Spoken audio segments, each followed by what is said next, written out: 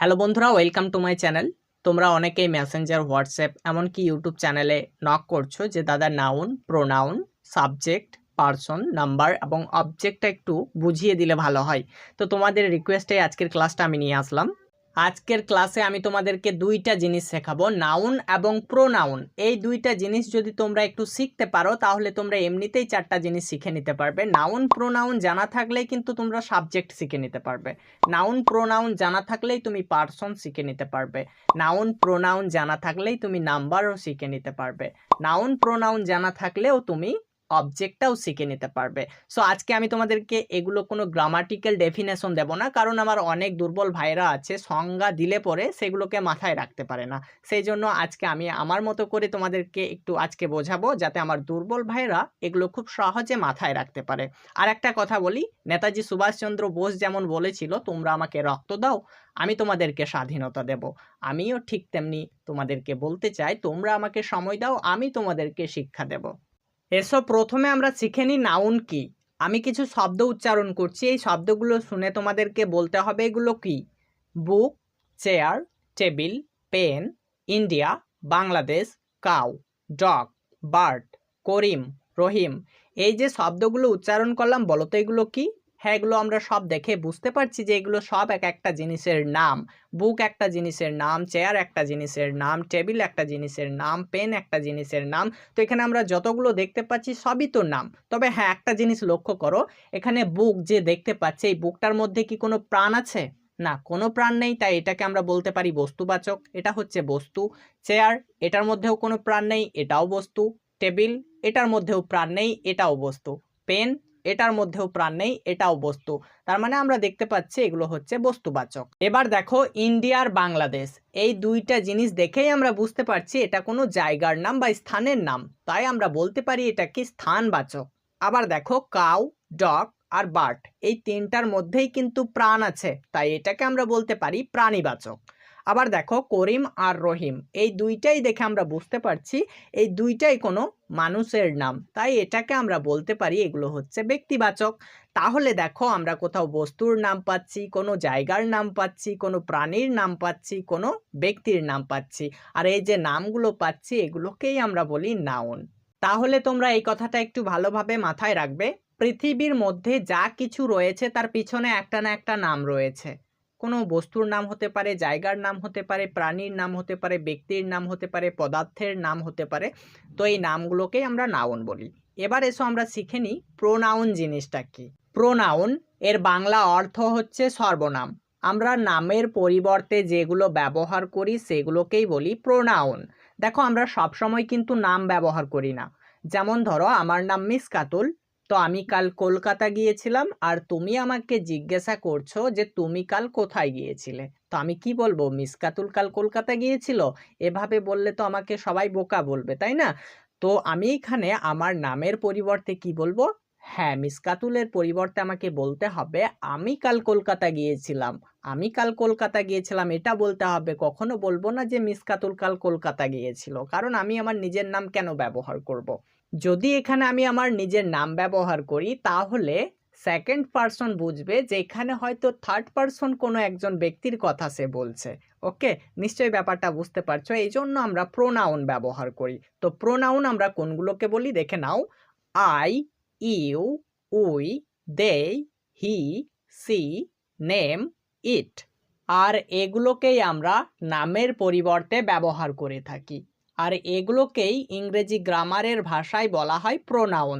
তো এই 8টা জিনিস তোমরা একটু ভালোভাবে মাথায় রাখবে, তাহলে খুব সহজেই তোমরা যে কোনো ইংরেজি বাক্যকে বানাতে পারবে। এবার এসো আমরা জেনে নিই সাবজেক্ট জিনিসটা কি। আমরা নাউন আর প্রোনাউন হিসাবে সাবজেক্টকে ব্যবহার করি। তোমরা একটু লক্ষ্য করো, আমরা একদিকে দেখতে পাচ্ছি নাউনগুলো আর একদিকে দেখতে পাচ্ছি প্রোনাউনগুলো, আর এগুলোকেই তো আমরা সাবজেক্ট হিসাবে ব্যবহার করি। কি বিশ্বাস হচ্ছে না? চলো আমরা উদাহরণ ফলো করি। বইটি খুব বিখ্যাত, তো ইংরেজিতে কিভাবে বলবো? The book is very famous. The book is very famous. তো এখানে দ্য বুক এটা কি? এটাই তো সাবজেক্ট। আবার যদি বলা হয় কলমটি খুব সুন্দর, তো ইংরেজিতে কিভাবে বলবো? The pen is very nice. The pen is very nice. তো এখানে দ্য পেন এটা কি? এটাই তো সাবজেক্ট। আবার যদি বলি ভারত খুব সুন্দর দেশ, তো কিভাবে বলবো? India is a very beautiful country. তো এখানে ইন্ডিয়া এটা কি? এটাই সাবজেক্ট। একটু খেয়াল করো প্রথম সেন্টেন্সটা। একটু আগে দেখলাম বুক, একটু আগে নাউন ছিল, কিন্তু এখানে আমরা নাউন হিসাবে ব্যবহার করি নাই, এখানে কিন্তু সাবজেক্ট হিসাবে ব্যবহার করেছি। আবার দেখো পেন, এটাও একটু আগে দেখলাম এটাও নাউন ছিল, এখানেও আমরা সাবজেক্ট হিসাবে ব্যবহার করেছি। ইন্ডিয়া এটাও একটা নাউন ছিল, এখানেও আমরা সাবজেক্ট হিসাবে ব্যবহার করেছি। তো আমরা নাউনগুলোকে সাবজেক্ট হিসাবে ব্যবহার করি, আবার প্রোনাউনগুলোকেও সাবজেক্ট হিসাবে ব্যবহার করি। প্রোনাউনগুলো কিভাবে সাবজেক্ট হিসাবে ব্যবহার করি চলো আমরা উদাহরণ ফলো করি। আমি যাই, আই গো। তুমি যাও, ইউ গো। আমরা যাই, উই গো। তারা যায়, দেই গো। এবার একটু লক্ষ্য করো, আমরা একটু আগেই দেখলাম আই, ইউ, উই, দে, এগুলো সবই একটু আগে দেখলাম যেগুলো ছিল প্রোনাউন, আর এই প্রোনাউনগুলোকেই আমরা এখানে সাবজেক্ট হিসাবে ব্যবহার করেছি। তাহলে তোমরা নিশ্চয়ই বুঝতে পারছো আমরা নাউন এবং প্রোনাউনগুলোকেই সাবজেক্ট হিসাবে ব্যবহার করি। এবার এসো আমরা জেনে নিই পার্সন সম্পর্কে। পার্সন কিন্তু আমরা ইংরেজি গ্রামারে 3 প্রকার পড়েছি, তাই না? ফার্স্ট পার্সন, সেকেন্ড পার্সন এবং third person. First person, second person এবং থার্ড পার্সন। আমি তোমাদেরকে একটু আগেই বললাম যে নাউন এবং প্রোনাউন জানা থাকলেই তোমার পার্সন জানা হয়ে যাবে। হ্যাঁ, এবার চলো আমরা একটু ব্যাখ্যা করি। এখানে দেখো book, chair, table, pen, India, Bangladesh, এখানে যত নামগুলো আমরা দেখতে পাচ্ছি এগুলো সবই হচ্ছে থার্ড পার্সন। Third person. এবার একটু লক্ষ্য করো, আমরা প্রোনাউন এর মধ্যেও কিন্তু পার্সনকে খুঁজে পাবো, কিন্তু আমাদেরকে শুধু এখানে খুঁজে বের করে নিতে হবে কোনটা ফার্স্ট পার্সন, কোনটা সেকেন্ড পার্সন আর কোনটা থার্ড পার্সন। আমি, আমরা এবং ওই জাতীয় সব ওয়ার্ডই হচ্ছে ফার্স্ট পার্সন। তো একটু লক্ষ্য করো, এখানে আই মানে আমি, উই মানে আমরা। তো এখানে আই এবং উই এই দুইটাই হচ্ছে ফার্স্ট পার্সন। তুমি, তোমরা এবং ওই জাতীয় সকল ওয়ার্ডই হচ্ছে সেকেন্ড পার্সন। তো এখানে ইউ মানে তুমি, এখানে ইউ একাই হচ্ছে সেকেন্ড পার্সন। আর আমরা বাকি যেগুলো দেখতে পাচ্ছি দেই, হি, সি, নেম, ইট, এগুলো সবই হচ্ছে থার্ড পার্সন। তাহলে আমরা ফার্স্ট পার্সন পাচ্ছি দুইটা, আই এবং উই। সেকেন্ড পার্সন পাচ্ছি একটা, ইউ। আর বাকি সবগুলোই হচ্ছে থার্ড পার্সন। এবার এসো আমরা নাম্বার সম্পর্কে জানি। একটু আগে তোমাদেরকে বললাম নাউন এবং প্রোনাউন জানা হলেই তোমাদের নাম্বারটাও জানা হয়ে যাবে। তো নাম্বার এর অর্থটা তোমাদেরকে আগে একটু বলে দিই। গ্রামারের ভাষায় নাম্বার এর অর্থ হচ্ছে বচন। আমরা বাংলা গ্রামারে পড়েছিলাম এক বচন আর বহু বচন, তাই না? ইংরেজি গ্রামারেও ঠিক তেমনি এক বচন আর বহু বচন। এখানে আমরা কি করব, এখানে নাম্বার কাউন্টিং করা শিখবো, তবে 1 2 3 4 এভাবে না। আমরা একটা বোঝালে সেটাকে বলবো এক বচন, আর একের অধিক বোঝালে সেটাকে আমরা বলে ফেলবো সেটা হচ্ছে বহুবচন।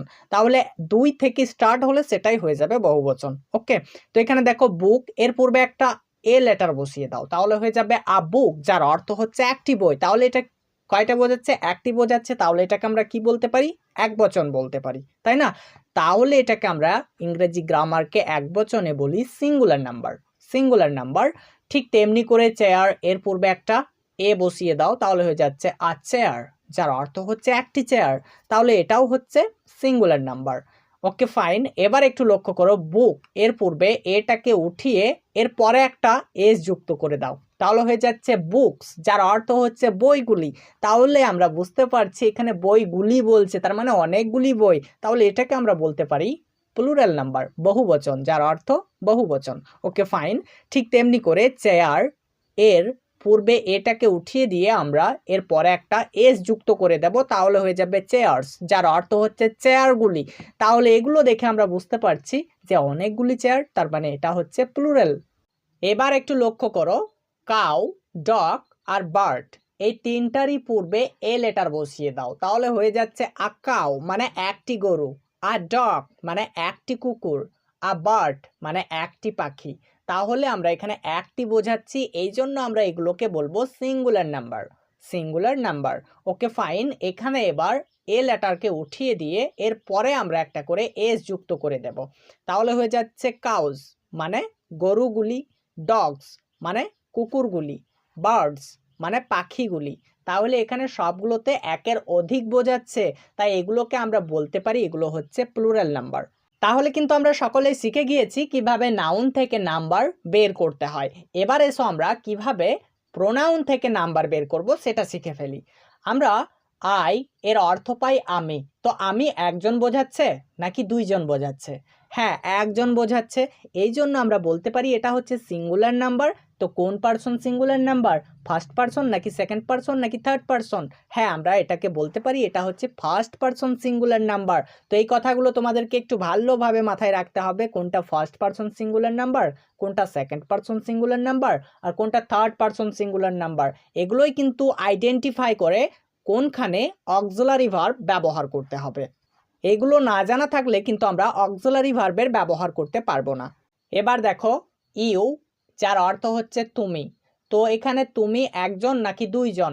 হ্যাঁ, একজন, তার মানে এটাও হচ্ছে সিঙ্গুলার নাম্বার। তো কোন সিঙ্গুলার নাম্বার? হ্যাঁ, এটা হচ্ছে সেকেন্ড পার্সন সিঙ্গুলার নাম্বার। তবে হ্যাঁ, মজার বিষয় হচ্ছে ইউ যার অর্থ হয় তোমরাও, কারণ এখানে ইউ তোমরা এটা বহুবচন হয়, এটা প্লুরাল নাম্বারও হয়। তো এই কথাটা তোমাদেরকে ভালোভাবে মাথায় রাখতে হবে। এবার দেখো উই, উই মানে আমরা। তো এখানে একজন বোঝাচ্ছে নাকি একের অধিক জনকে বোঝাচ্ছে? হ্যাঁ, একের অধিক জনকে বোঝাচ্ছে, তার মানে এটা হচ্ছে প্লুরাল নাম্বার। তো কোন প্লুরাল নাম্বার? হ্যাঁ, এটা হচ্ছে first person plural number, first person plural number. এবার দেখো দেই, দেই মানে তারা, এটাও একের অধিক জনকে বোঝাচ্ছে, তার মানে এটাও হচ্ছে থার্ড পার্সন প্লুরাল নাম্বার। হি এবং সি, এই দুইটাই হচ্ছে থার্ড পার্সন সিঙ্গুলার নাম্বার। হি ছেলেদের ক্ষেত্রে ব্যবহার করতে হয়, সি মেয়েদের ক্ষেত্রে ব্যবহার করতে হয়, তোমরা সকলেই জানো। নেম মানে যে কোনো ধরনের নাম, এটাও হচ্ছে থার্ড পার্সন সিঙ্গুলার নাম্বার। ইট, এটাও হচ্ছে সিঙ্গুলার নাম্বার। তাহলে আমরা এভাবে কিন্তু নাম্বারটাকেও বের করতে পারবো নাউন এবং প্রোনাউনের সাহায্যে। এবার এসো আমরা জেনে নিই অবজেক্ট সম্পর্কে। আমি একটু আগেই বলেছিলাম নাউন প্রোনাউন জানা থাকলেই তোমাদের অবজেক্টটাও জানা হয়ে যাবে। তো আমরা নাউন এবং প্রোনাউনকেই অবজেক্ট হিসেবে ব্যবহার করে থাকি, এই কথাটা আমরা অনেকেই জানি না। নাউন এবং প্রোনাউনকেই আমরা অবজেক্ট হিসাবে ব্যবহার করে থাকি। তো চলো আমরা উদাহরণ ফলো করি, তাহলে ব্যাপারটা খুব সহজেই বুঝতে পারবো। দেখো আমাদের স্ক্রিনে একটা উদাহরণ চলে এসেছে। রাহুল একটি বই পড়ে। তো বলবো রাহুল রিডস আ বুক। তো এখানে রাহুল হচ্ছে সাবজেক্ট, রিডস হচ্ছে ভার্ব, আ বুক হচ্ছে অবজেক্ট। তাহলে দেখো একটু আগেই দেখলাম বুক ছিল নাউন, তো নাউনটাকেই আমরা এখানে অবজেক্ট হিসাবে ব্যবহার করেছি। তো আমরা অবজেক্ট চেনার আরও একটা উপায় বলতে পারি, সেটা হচ্ছে যদি আমরা ক্রিয়াকে কি বা কাকে দ্বারা প্রশ্ন করি তাহলেই আমরা অবজেক্টটা পেয়ে যাব। এখানে ক্রিয়াকে প্রশ্ন করো কি দিয়ে, যে কি পড়ে, তো উত্তর পাবে বই। তো এখানে বইটাই হচ্ছে একটি অবজেক্ট। আমরা আরও দুইটা উদাহরণ ফলো করব। আমি ভাত খাচ্ছি। তো বলবো আই অ্যাম ইটিং রাইস। তো এখানে আই হচ্ছে সাবজেক্ট, অ্যাম হচ্ছে অক্সিলারি ভার্ব, ইটিং হচ্ছে অ্যাকশন ভার্ব, আর রাইস হচ্ছে অবজেক্ট। তো এখানে দেখো রাইস একটা নাউন, তো এখানে নাউনটাই কিন্তু অবজেক্ট হিসাবে ব্যবহার করছি। তো এখানে ক্রিয়াকে কি দ্বারা প্রশ্ন করো, যে কি খাচ্ছে, তো উত্তর পেয়ে যাব ভাত খাচ্ছে। তো এখানে রাইস আমরা অবজেক্ট পেয়ে গেছি। তো এভাবে আমরা খুব সহজে অবজেক্ট বের করতে পারি। এবার চলো আমরা আরও একটা উদাহরণ ফলো করি, তাহলে আমরা খুব সহজেই অবজেক্টটা বুঝে যেতে পারবো। সে আমাকে একটি বই দিয়েছে। তো বলবো হি গেভ মি আ বুক। এবার একটু লক্ষ্য করো, এই বাক্যটার মধ্যে দুইটা অবজেক্ট পাচ্ছি, মি এবং আ বুক। তো আমরা জানি অবজেক্ট হচ্ছে দুই প্রকার, একটা হচ্ছে ডিরেক্ট অবজেক্ট আর একটা হচ্ছে ইনডিরেক্ট অবজেক্ট। তো বস্তুবাচক কর্ম অর্থাৎ মুখ্য কর্মকে বলা হয় ডিরেক্ট অবজেক্ট, বস্তুবাচক যেটা সেটাকে আমরা কি বলবো, ডিরেক্ট অবজেক্ট। আর যেটা ব্যক্তিবাচক কর্ম সেটাকে বলা হয় গৌণ কর্ম, সেটাকে বলা হয় ইনডিরেক্ট অবজেক্ট। তো এবার একটু লক্ষ্য করো, এখানে বুক এটা একটা বস্তু, তাই এটাকে আমরা কি বলবো, হ্যাঁ এটাকে আমরা বলবো ডিরেক্ট অবজেক্ট। আর এই যে মি, মি মানে আমাকে, তো এইখানে আমাকে এটা হচ্ছে ব্যক্তিবাচক কর্ম অর্থাৎ গৌণ কর্ম, তাই এটাকে আমরা বলবো ইনডিরেক্ট অবজেক্ট। এবার এসো আমরা ক্রিয়াকে কি বা কাকে দ্বারা প্রশ্ন করে অবজেক্ট বের করি। সে আমাকে একটি বই দিয়েছে। এবার ক্রিয়াকে জিজ্ঞাসা করো কি দিয়েছে, তো উত্তর পাওয়া যাবে বই, তাহলে এখানে বই অবজেক্ট। এবার জিজ্ঞাসা করো কাকে দিয়েছে, তাহলে উত্তর পাওয়া যাবে আমাকে, তাহলে এখানে মি অর্থাৎ আমাকে, তাহলে মি এটাও হচ্ছে অবজেক্ট। তাহলে বন্ধুরা তোমরা একটু লক্ষ্য করো, আমরা নাউন এবং প্রোনাউনকে মাথায় রেখেই সাবজেক্ট, পার্সন, নাম্বার এবং অবজেক্ট খুব সহজেই আয়ত্ত করে নিতে পারলাম। তো বন্ধুরা আজকে এই পর্যন্তই, সাক্ষাৎ হচ্ছে পরবর্তী একটা ভিডিওতে। ভালো থাকবে সবাই।